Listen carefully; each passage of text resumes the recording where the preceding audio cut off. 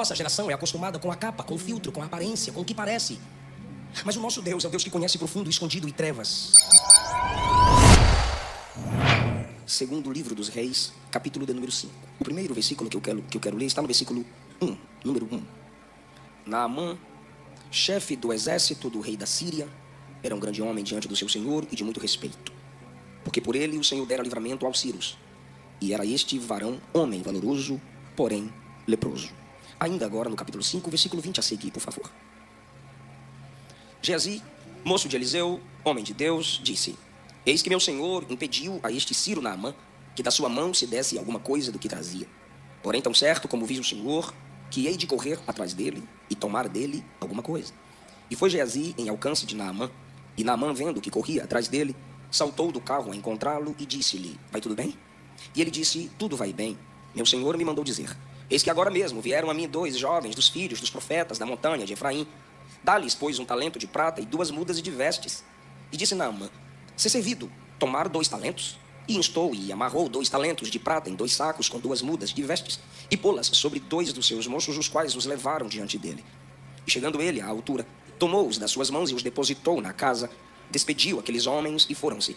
Então ele entrou e pôs-se diante de seu senhor e disse-lhe Eliseu: de onde vens, Geazi? E disse: teu servo não foi nem a uma nem a outra parte. Porém ele disse: porventura não foi contigo o meu coração quando aquele homem voltou de sobre o seu carro a encontrar-te? Era isso ocasião para tomares prata e para tomares vestes e olivais e vinhas e ovelhas e bois, servos e servas?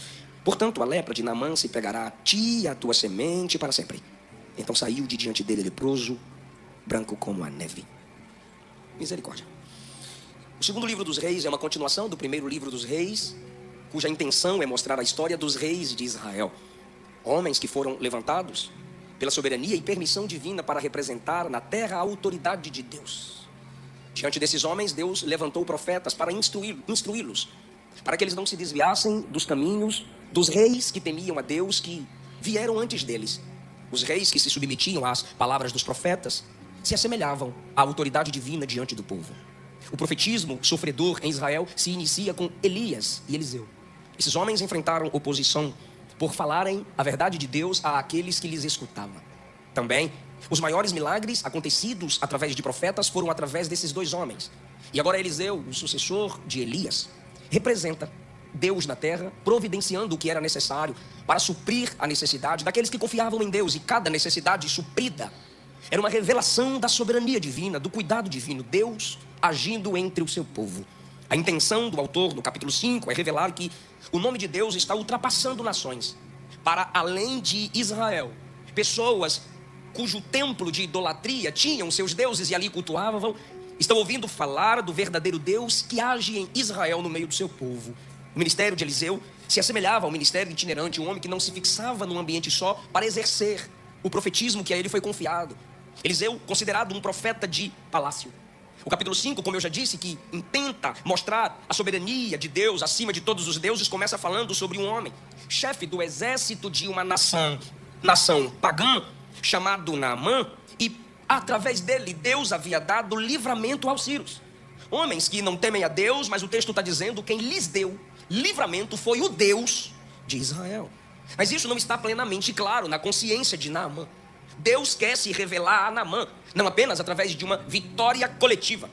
O versículo 2 diz: saíram tropas da Síria e da terra de Israel e levaram presa uma menina que ficou ao serviço da mulher de Naamã. Agora, uma moça é levada como escrava por um Ciro da nação de Israel para servir a esposa desse homem pagão.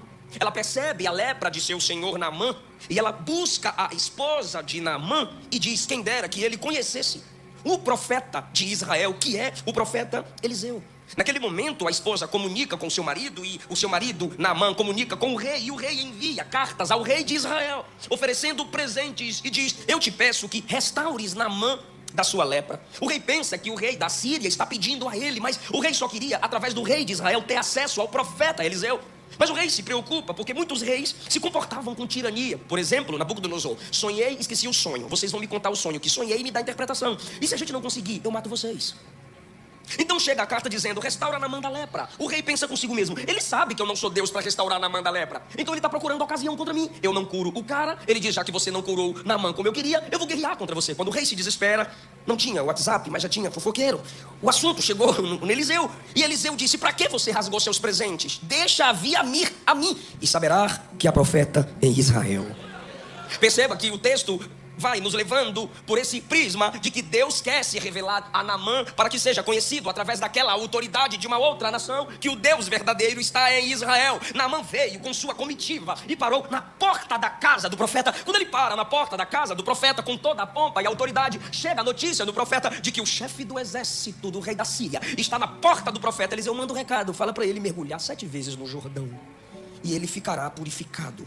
Naamã ficou indignado, o texto diz no versículo 11, ele ficou indignado porque ele projetou o método, ele projetou o modo, ele pensou que era do jeito que ele queria, que o milagre iria acontecer. É um necessitado, é um leproso, mas porque tem autoridade, ele pensa que é do jeito dele que Jeová vai trabalhar. Ele pensa que por ser alguém do palácio, ele tem autoridade acima de uma autoridade espiritual. Então ele fica indignado e diz: certamente eu pensei que ele viria a mim, se colocaria em pé. Olha a imaginação dele. Eu pensei que ele viria a mim. E Eliseu mandou recado: eu pensei que ele iria se colocar em pé. Talvez sentado estava, sentado ficou. E Eliseu mandou recado: eu pensei que ele ia passar a mão em mim. Ele queria massagem. Ele ia passar a mão em mim e dizer: seja curado da sua lepra. Mas não, ele simplesmente me manda mergulhar 7 vezes no rio que não se compara com Abana, Farpá, rios de Damasco, melhores do que todas as águas de Israel. O rio de Israel não se compara com os outros rios que eu tenho acesso. Aí o servo de Naamã com sabedoria disse: ele te pedisse algo pior, o senhor não faria para ser curado? Então ele voltou ao profeta Eliseu mais uma vez com toda a sua comitiva. Depois que obedece, ele desce ao Jordão, mergulha, é curado. E novamente ele vem ao homem de Deus pela segunda vez com a sua comitiva. E quando ele chega diante do profeta, o autor mostra para nós que chegou o clímax de sua intenção. E quando você está lendo, você está perguntando: por que no versículo 1 está dizendo que Deus deu livramento a um pagão? Porque o texto está dizendo: ele é soberano sobre tudo e sobre todos. Só quem precisa entender isso é Naamã. E agora Naamã chega na porta do profeta. Quando Naamã chega purificado, Eliseu também chega diante dele. Ele se põe diante do profeta e a primeira coisa que ele diz é: eis que tenho conhecido que em toda a terra não há Deus senão em Israel. Está claro diante dos olhos desse homem que o verdadeiro Deus está ali e se revela através do profetismo de Eliseu. Tão certo como vive o Senhor. Perdão, eu estou pulando o versículo. Eis que tenho conhecido que não há Deus em Israel. Agora te peço, tomes um presente de seu servo. Ele é grato, ele quer expressar de alguma forma, oferecendo um presente ao profeta, alegria, gratidão pela cura, pela direção que veio da parte de Deus ao profeta. E o profeta diz: não, vive o Senhor em cuja presença estou, eu não tomarei nada de você. Eliseu já tinha recebido ofertas de outros. Eliseu já havia recebido e ainda receberá nesse livro presentes de outros. Mas de Naamã, não. Porque a intenção do texto é: quem comanda tudo aqui é Deus. Eu vou comandar a generosidade. Não é o meu dia de receber, Naamã, é o meu dia de entregar. É o dia de você entender que para o Deus de Israel, as riquezas terrenais e supervalorizadas pelos pagãos de nada vale. O Deus de Israel não recebe dinheiro como pagamento de milagre. Quem quiser expressar gratidão, que expresse, mas ele não precisa das riquezas humanas, porque tudo que temos vem dele e volta para ele. Naamã, a intenção aqui é mostrar que ele é soberano. Eu não vou pegar nada de você. Hoje é você que tem que aceitar receber, até porque o princípio que Paulo disse, que Jesus disse, perpassa em toda a Bíblia: melhor é dar. Tu quer receber? Então Naamã, como um novo convertido, irmão, diz assim: então tá bom, já que não vai receber presente de mim, me dá um pouquinho dessa terra aqui do seu jardim, que tu tá pisando da sua rua, terra consagrada de Israel, para eu levar lá para minha nação. E eu vou levantar um altar, porque eu não posso cultuar com a terra de lá. Eu quero cultuar com essa terra daqui. Eu quero levar uma marca daqui. E perdoe o teu servo, pois quando o meu rei for entrar no templo de Rimon, ele entra apoiado na minha mão. Meu coração não estará nos deuses, meu coração não estará no templo. Eu só vou entrar para cumprir tabela. Que Deus já me perdoe, mesmo por estar num lugar sem intenção, mesmo que eu não esteja oferecendo sacrifício àquela imagem de escultura, mas só de estar lá, eu já peço perdão antecipado. Eliseu entende que um processo de santificação se inicia, que um processo de mudança se inicia. Então Eliseu não o confronta, e Eliseu diz: vá em paz, porque você já entendeu que só existe um Deus que manda no céu e que manda na terra. Você já entendeu, apesar do templo de seu rei, que só existe um Deus verdadeiro. Era só isso que Eliseu queria, meu Deus do céu. E agora Naamã sai. Quando Naamã sai, aí eu entro no texto que a gente vai falar sobre até sermos um. Lutemos contra o pecado da mentira. Lutemos contra a deslealdade. Lutemos contra o orgulho. Não haverá comunhão verdadeira se aqueles que querem fazer parte da comunhão dos santos vivem na prática da mentira. Nossa geração é acostumada com a capa, com o filtro, com a aparência, com o que parece. Mas o nosso Deus é o Deus que conhece profundo, escondido e trevas. E nessa manhã Jesus estará dando livramento a crente aqui.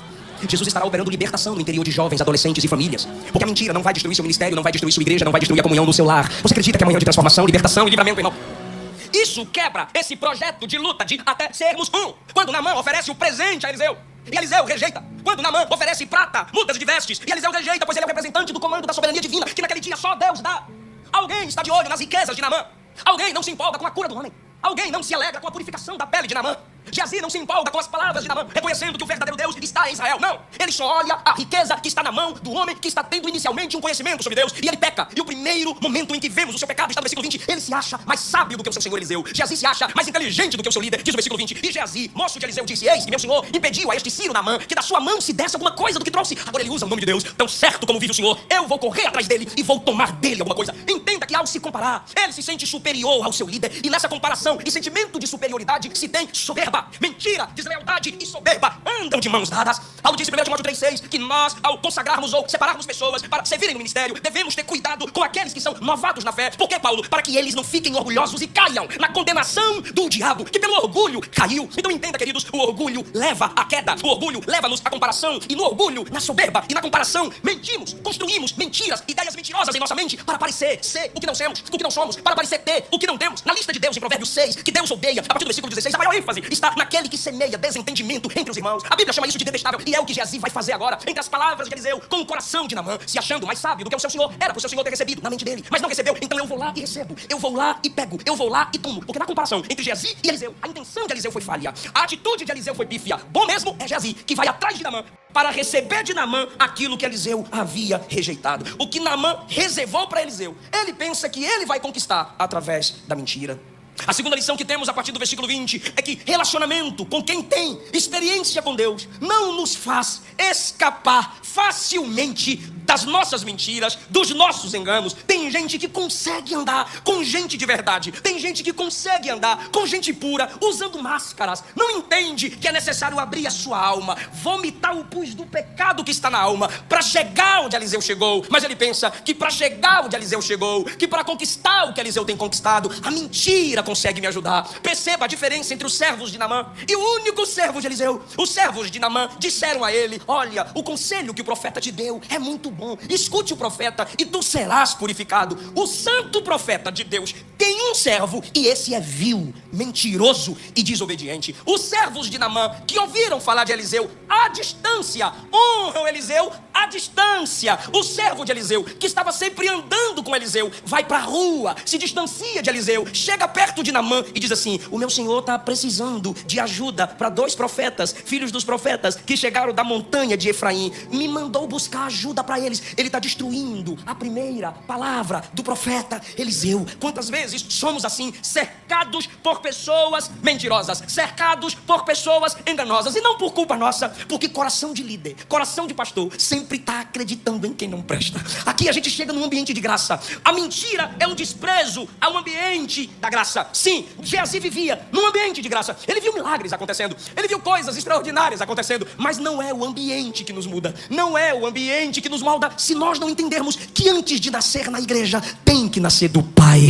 Não tenha esse tipo de falsa garantia. Se minha mãe ora, eu chego lá. Se meu pai é crente, eu chego lá. Ah, irmão, o diabo que foi feito nas regiões celestiais como o ser perfeito vai ser lançado no lago de fogo. Imagine tu que foi criado em banco de igreja, mas não nasceu de novo. Filho de crente não é neto de Deus. Você precisa ter sua própria experiência com Deus. Geazi anda com Eliseu, mas não se submete ao Deus de Eliseu. Geazi, no capítulo 4, irmão, Eliseu, meu Deus do céu, Eliseu tinha coração de pastor. A mulher manda fazer um quarto pro profeta em cima do muro, e tava lá um quarto organizadinho, uma cama, uma mesa, um candeeiro, uma cadeira. Mas quando você lê o texto, Eliseu tá dentro ali do quarto do mesmo ambiente com Geazi, mas a mulher só coloca uma cadeira, uma mesa, uma cama, um candeeiro. Mas Eliseu, onde vai, tá com Geazi? E a mulher diz: eu não fui com a cara dele, é só uma cadeira, uma mesa, uma cama. É sério, eu te provo que ela não foi com a cara dele. Quando o filho dela morre, Eliseu manda Geazi, meu Deus do céu. Isso é coração de pastor, fica insistindo com quem não presta. Vai lá, pergunta pra ela o que foi que aconteceu. Aí Geazi vai até ela: vai tudo bem? Ela diz: tudo bem.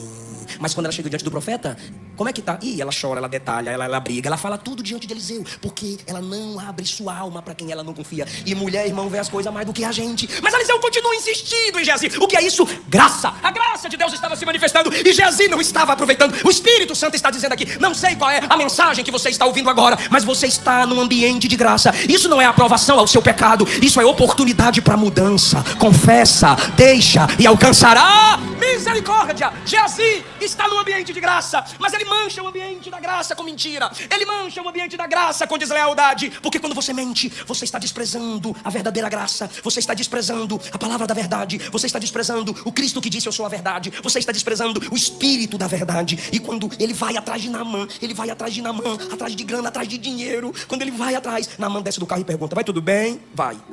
Até ele mentir.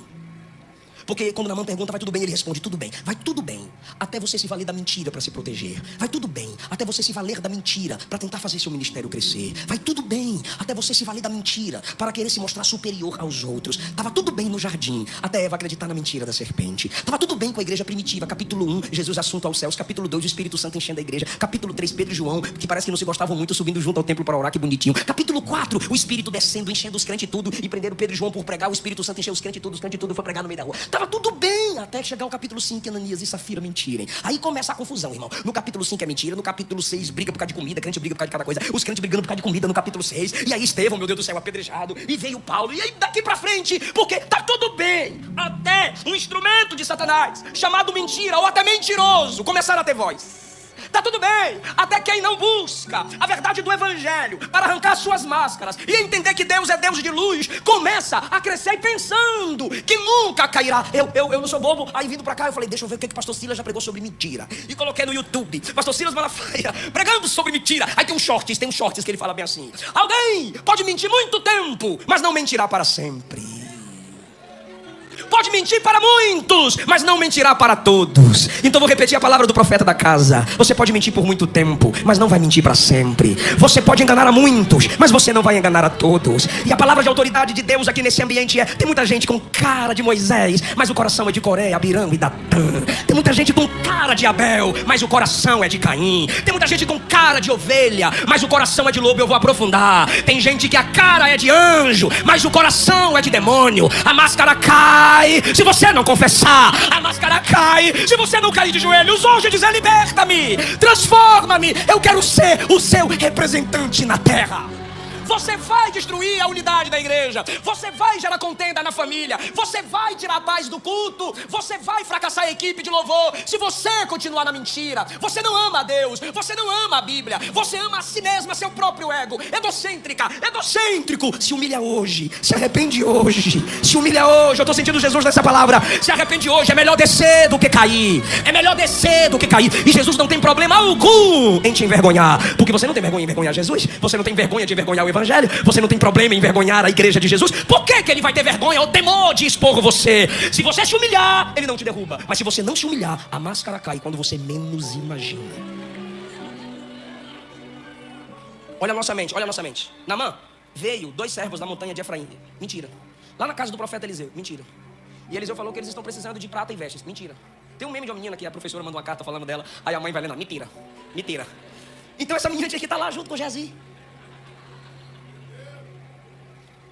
Ele fala: eis que agora mesmo vieram a mim 2 jovens dos filhos dos profetas. Mentira. Da montanha de Efraim. Mentira. E Eliseu disse: dá-lhes 1 talento de prata e 2 mudas de vestes. Mentira. A menina não estava lá, mas a consciência não estava. A menina não estava lá, mas será que ele esqueceu do Deus de Israel? Nesse momento, ele está desfazendo da palavra do seu pastor. Ele está colocando em descrédito a palavra do seu líder. Pergunta para mim por quê?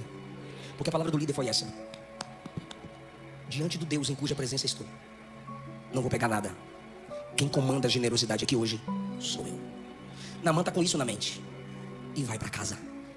De repente chega um mentiroso. Sabe o profeta Eliseu que falou para tu que não queria o dinheiro? Sim. Aí ele mudou de ideia e mandou eu vir aqui falar para tu que agora ele quer o dinheiro. Imagine Naamã dizendo: peraí, um homem com tanta seriedade, um homem com tanta autoridade, um homem com tanta credibilidade, do nada muda de ideia. Antes não queria e agora quer. Como que ele não precisava e agora precisa? E você lembra do que Jesus disse? Que o seu sim seja e o seu não seja. Talvez você diga: mas pastor, sim é sim, não é não. Não é não. É que às vezes tu dizes sim com a boca. Mas o não está no coração. Em outras vezes você diz não com a boca, mas o sim está no coração. Daí inicia-se a hipocrisia, as mentiras. A palavra de Eliseu deveria ser sustentada do lado de fora por aquele que ele lidera, mas aquele que ele lidera desfaz lá fora o que ele escutou de seu pastor aqui dentro. Por causa da mentira. Olha a mente do homem, ele idealiza. Eu vou inventar que 2 discípulos de profeta chegaram necessitados lá agora, e Eliseu está precisando e me mandou resolver o problema. O mentiroso se colocando como instrumento de solução para uma causa específica.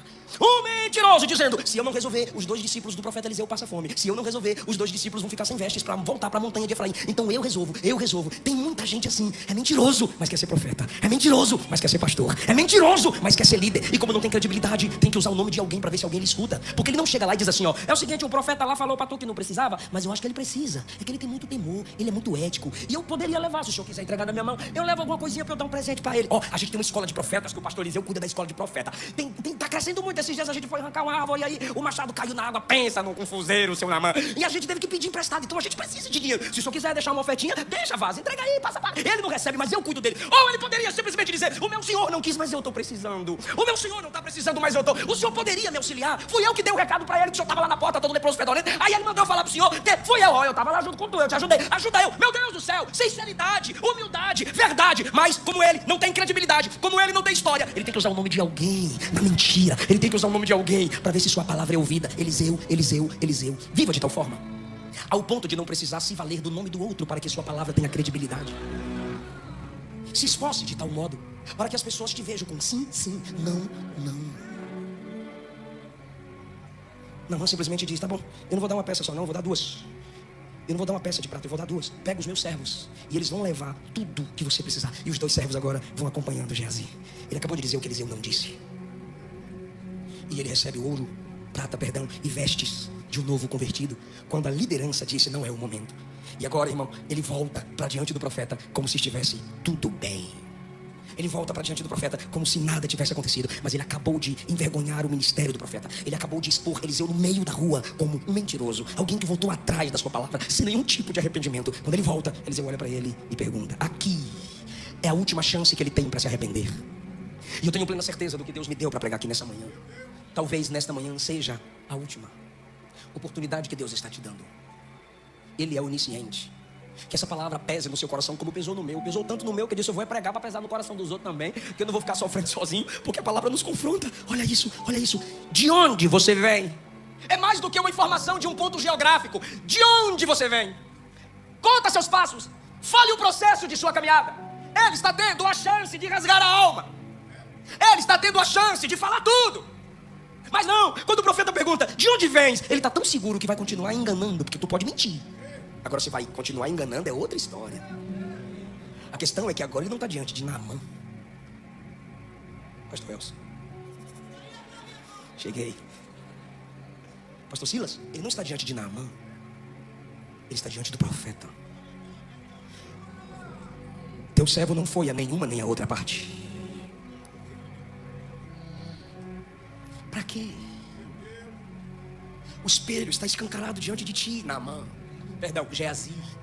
Por quê? Tentar esconder diante de alguém que você sabe que tem comunhão com Deus. Diante de alguém que é a representatividade do Deus onisciente, pois o dom de profecia, revelação, visão é uma parcela, uma pequena chama do conhecimento total desse Deus que se manifesta dizendo: ninguém me engana, ninguém esconde diante de mim o que é preciso ser revelado. E ele disse: teu servo não foi a nenhuma e nem a outra parte. Olha a pergunta de Eliseu: porventura o meu espírito não foi contigo? Eliseu está dizendo: tu está pensando que em meu espírito eu não te vi indo até Naamã? Desculpa, mas não tem como. Eu vou usar aqui 3 versículos que eu aprendi com o pastor Silas. Tinha um culto numa feira chamada Feira do Guará, Distrito Federal. E o bispo Valdo me levava para pregar nessa feira. Os irmãos saíam das lojas, antes de entrarem nas lojas, eles se reuniam, faziam um círculo, e ele tocava pandeiro, cantava os corinhos de fogo que os carioca faz, e me dava a oportunidade para pregar. E enquanto ele estava reunido, os irmãos ligando o sonzinho, eu estava num chevette prata dele, ouvindo o CD do pastor Silas, o Deus que tudo vê. E eu falei: isso aqui eu vou memorizar. Eu memorizei. Daniel, capítulo 2, versículo 22. Deus conhece o profundo, o escondido e as trevas, mas com ele mora a luz. Provérbios, capítulo 15, versículo 3. Os olhos do Senhor estão em todo lugar, contemplando o mal e bom. Hebreus 4:13. Todas as coisas estão nuas e patentes aos olhos daquele que devemos dar conta. O meu espírito te viu, Jesus. O meu corpo estava aqui, mas em espírito eu estava lá.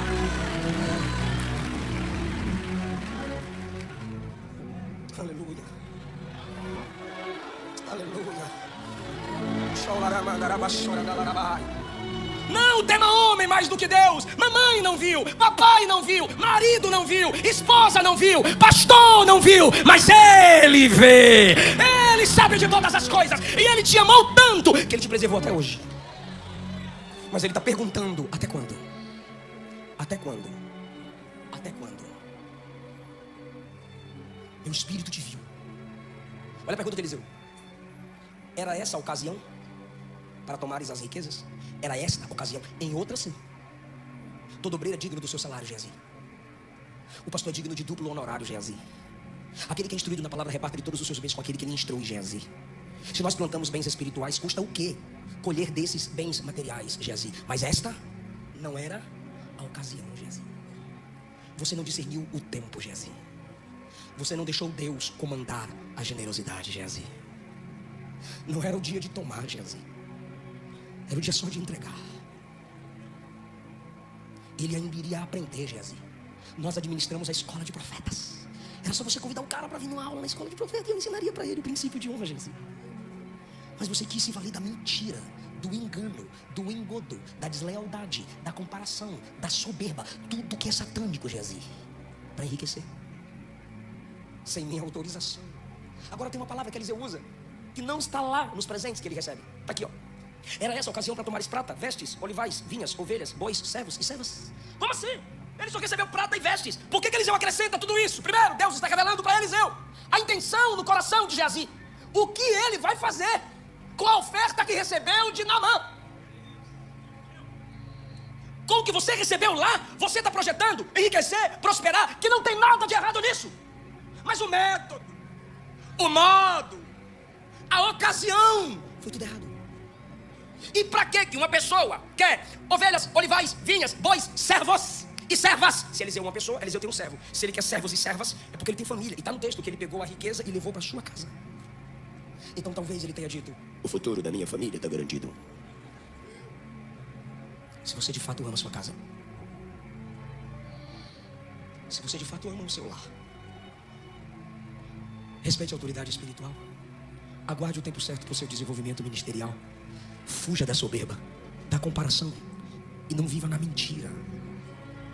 Pelo que eu conquistei, pelo engano, minha família já está garantida. O profeta diz: a lepra de Naamã não vai pegar só em você, mas em toda a sua família. Porque você não é uma ilha. Suas escolhas, suas decisões vai afetar aqueles que te cercam.